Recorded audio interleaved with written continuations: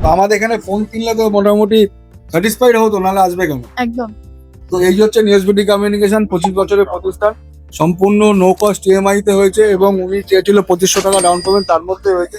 তো আমাদের স্টোর থেকে ফোন কিনলে, ট্যাব কিনলে কিন্তু আমাদের গিফট রয়েছে।